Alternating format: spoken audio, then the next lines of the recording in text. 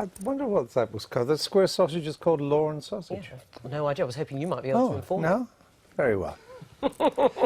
Snarling, thin-skinned and aggressive. That's the verdict of UKIP's campaign chief, Patrick O'Flynn, on the party's new and old leader, Nigel Farage. It comes after a series of rows in the aftermath of last week's disappointing election results for UKIP. They got 13% of the vote, but only one seat. With more details of the civil war that seems to be engulfing the party this morning, here's our Joko.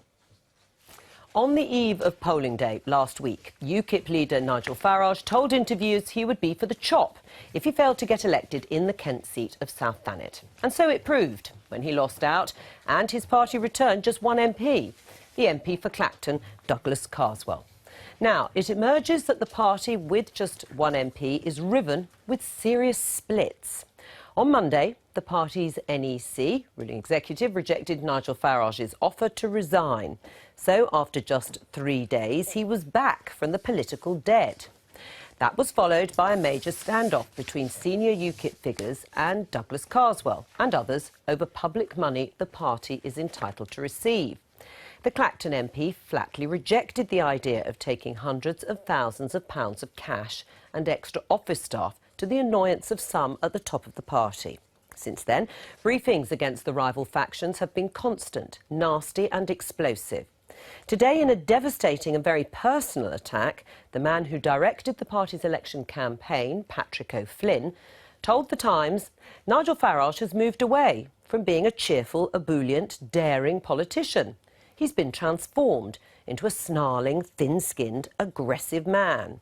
And that Farage was turning the party into a personality cult. O'Flynn blames 2 senior aides. He didn't name names, but he attacked a Tea Party ultra-aggressive American influence. It's believed he's pointing the finger at the party's election strategist, Raheem Kassam, a former staffer at the right-wing American website Breitbart and The Commentator, and party secretary Matthew Richardson, a barrister who has spoken at the Conservative Political Action Conference in Washington. They're being blamed for the so-called shock and awful strategy, calculated to fire up UKIP's core vote, though Mr Kassam has told the Daily Politics this morning that this is untrue. It's strategy that was apparently behind Nigel Farage's call during the ITV leaders' debate for foreigners with HIV to be denied treatment on the NHS. Shocking it may have been, but it's left the party suffering some serious collateral damage. Well, let's talk to our political correspondent, Robin Brand. Well, Robin, it sounds like chaos. It is. I mean, I don't think it's a stretch to describe this as civil war at the very top of the party. And there have been developments just in the last few minutes. Douglas Carswell is saying publicly now that he will not be leaving UKIP to become an independent MP. There's been speculation, rumour about that. He is 100% UKIP, he is saying, and he is staying. I also get the sense from those around him that that briefing against him, also against Patrick O'Flynn, will now stop. I'm told I won't be getting any more calls by those anonymously being very critical of UKIP's only MP. So that's where we are in the last half hour. But as you've described, there are 2 distinct camps in all of this. Carswell, who has a particular problem with that plan to spend that short money. Patrick O'Flynn, who's made that very devastating personal attack in the Times this morning. I think for Patrick O'Flynn, it's more about this unopposed re-election or reinstatement, however you want to describe it, as Nigel Farage as leader. So you've got those 2. You also have one other very prominent figure from UKIP, who was very prominent during the election campaign, who I spoke to last night, didn't want to put their name to comments, but they believe as well that some of these senior aides around Nigel Farage are dragging him down. They're way out of control. Half the London HQ, I'm told, want them to go. So that's one camp. On the other side, you have Raheem Kassam, the Chief of Staff, the person you've just seen there, the way he operates, the way he has tried to push the party to a particular style of message. You've got Nigel Farage, of course, and you've got the money men. Aaron Banks, who gave the party £1 million last year. I was talking to him very late last night. He was willing to go on the record. He attacked Patrick O'Flynn, a weak performer, he told me he was during the election, and he said that Nigel needs a rest. Yes, there is work to do in terms of the internal machinery, but he believes Nigel shouldn't have to deal with this kind of petty squabbling, was his words. Do you think now there is a chance of a leadership contest? Is there much of a push to actually open this up? Well, ironically, there was a contest about 6 months ago. Nigel Farage was completely unopposed and it went through easy peasy, and that was that. I think the big problem for Patrick O'Flynn, and look at his the way he describes the perception that UKIP may be seen as an absolutist monarchy, it is the way that Nigel failed for the 7th time of asking to become an MP, and yet, remember this, many people didn't note it on the night, UKIP won control of Thanet District Council. So people in that neck of the woods in Kent did vote UKIP in big numbers, but they didn't go for Nigel. And I think Patrick O'Flynn in particular believes this kind of unopposed reinstatement is a real problem for the party as a whole, this party that's supposed to be different. It's not supposed to be Gordon Brown all over again in 2007, is it? So perhaps that is the answer, a leadership contest as we head up to the autumn conference later on this year, just like Labour are doing. And Douglas Carswell won't stand. Perhaps Patrick O'Flynn will, but perhaps that is the answer amidst all of this. Perhaps that's the way out. But I have to say as well, those staffers around Nigel Farage, there is growing pressure among elected officials within UKIP. So they're the ones that carry real credibility for some of them perhaps to move on. Common sense should see the day, is the way someone described it to me earlier. OK, so heads might roll, or people may go, I suppose, voluntarily, if that's what they want to say publicly. What about Farage himself? Well, I mean, perhaps he should have just had that rest that he told us on the cliffs of Kent on Friday morning. I mean, this is a man who's been campaigning for years and failed in his ambition, as I said, for the 7th time of asking to become an MP. He needs a rest. His back is a serious injury. He needs a break. But the reality is as well, in terms of leadership contenders, well, you've got Suzanne Evans. For me, she was the anointed one, and yet she didn't really push enough. He is a huge asset to this party. Love him or hate him, he is an extremely effective communicator. We saw that in the ITV debate. He's a huge asset to UKIP as a party. They amassed 4 million votes, remember, across the country. And I think that is the reason, those 4 million votes, that he was persuaded to stay on. Robin Brandt, thank you. Thanks, Joko. We're joined now by UKIP's director, Steve Stanbury. You must be the first political party in history to have a civil war with only one MP. I wouldn't really call it a civil war. Look, there's a robust conversation going on, but what we need to do, obviously, is look at the 4 million people who voted for us, our 50,000 members, and they expect something better and different from this. They, I think, can expect a more professional approach and not the selfish, self-indulgent attacks that we're seeing.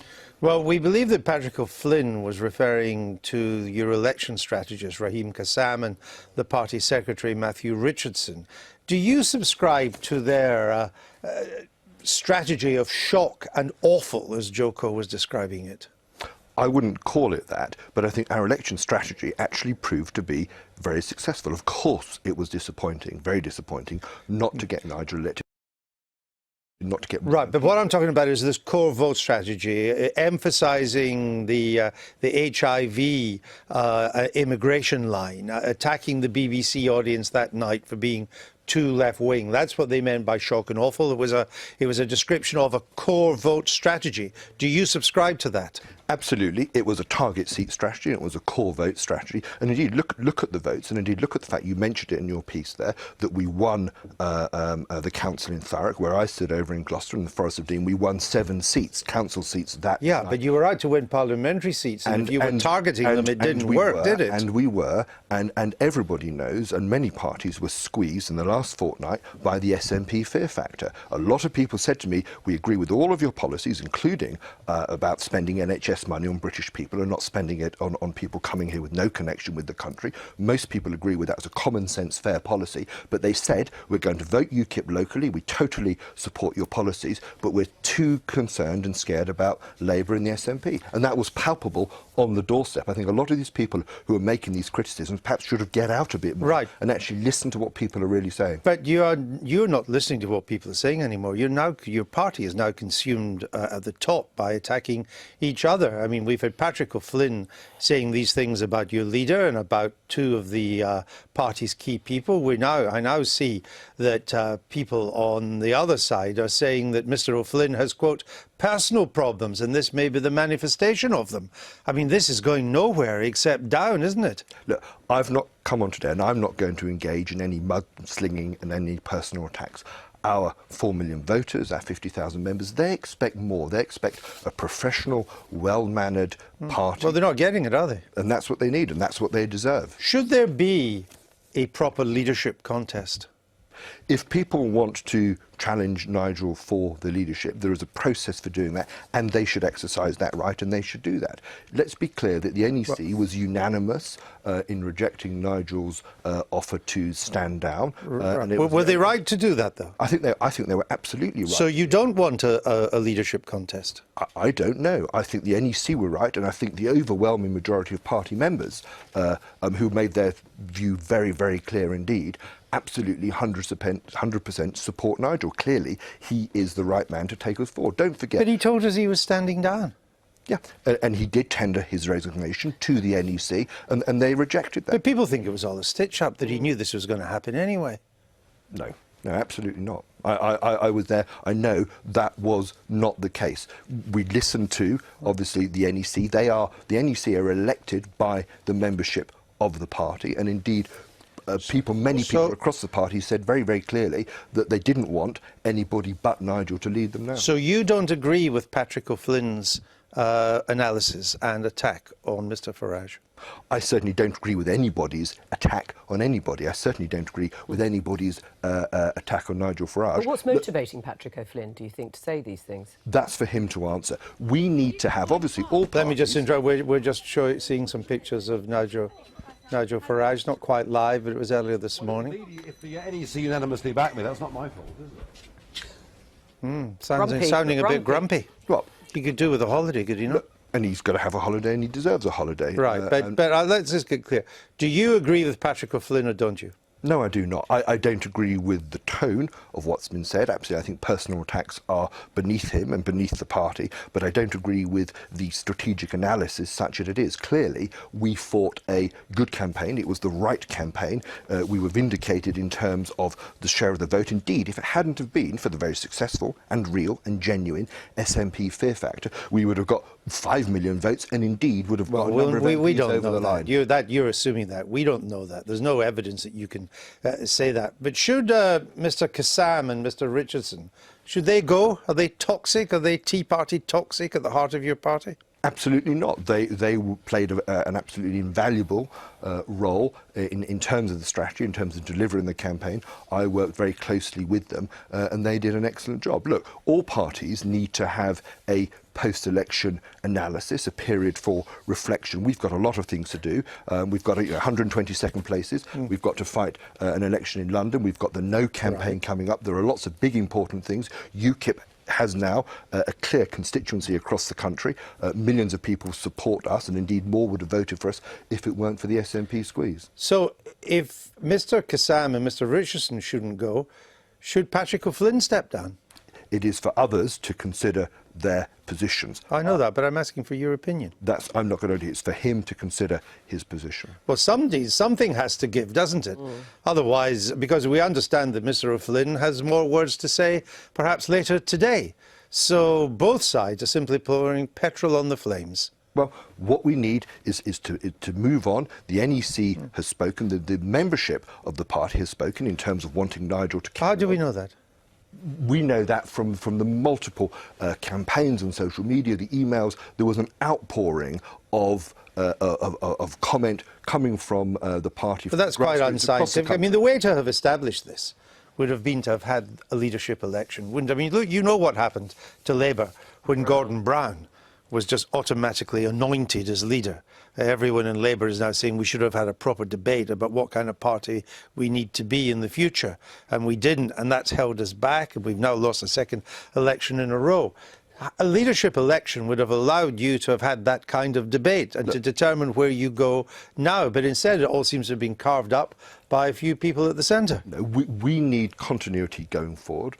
Nigel obviously tendered his resignation. He's a man of his word. But the NEC unanimously rejected that. It's the right thing for him to carry on.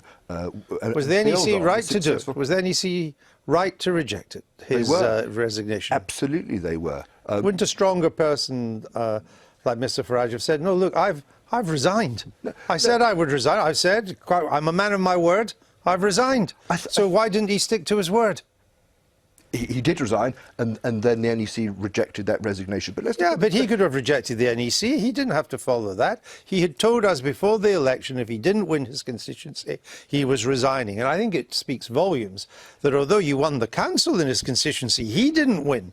He's not necessarily the asset you think. OK, but that happened across the board. I didn't win, or I was up against an 11,000 Tory majority, but we got 7 councillors elected in the Forest of Dean that night. But he was expecting to, you, I assume, were realistic enough to know that you weren't going to win. He was expecting to win in Thanet South. And of course, it was very disappointing. But quite, he came third. But quite clearly, you can't blame all that on the Scottish Nationalists. Quite clearly, the SNP Fear Factor campaign, very successful. But he came third. Yes, not in Thanet South. No, across the country, people were coming up to me and UKIP candidates everywhere saying, we agree with everything you stand for, we're going to vote UKIP locally, but we're now too scared genuinely about the SNP and Labour. So, and I can understand, actually, people having that concern. It would have been a disaster for our country.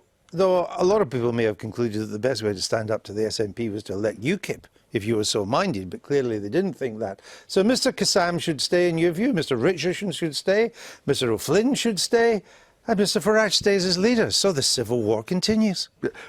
We don't need to have, we shouldn't be having a civil war. We should be having a professional, measured, private conversation. But you're not. I know, and we should be. And I would say to all of my colleagues... What's going to bring that about? And I would say to all of my colleagues that these personal attacks are completely beneath them, unprofessional, and indeed selfish and rather indulgent. And our members and our 4 million voters, they can expect more of a party, more of a professional party that UKIP is. What do you make of it all, Danny Finkelstein?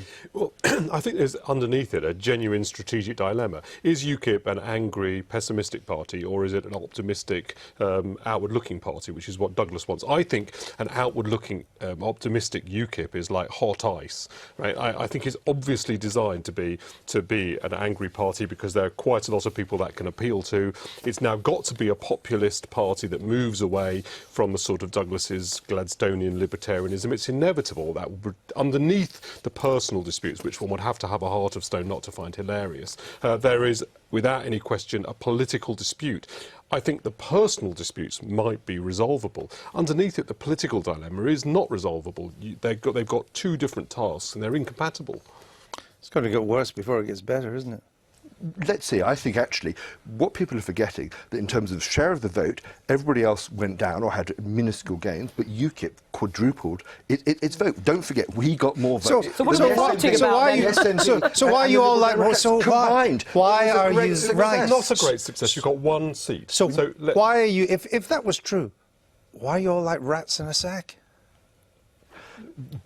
Personalities get involved. People do have differences about strategy, how to capitalise on the success that we have, but clearly we've got a lot to do. All right. When you talk about snarling, thin-skinned and aggressive, it's more than about strategy, I would suggest. Stephen Stanbury, thank you very much. We'll keep across this. We hope that Mr Farage may come on to the Sunday Politics this weekend so we can speak to him. You didn't frankly have the balls to put country before party.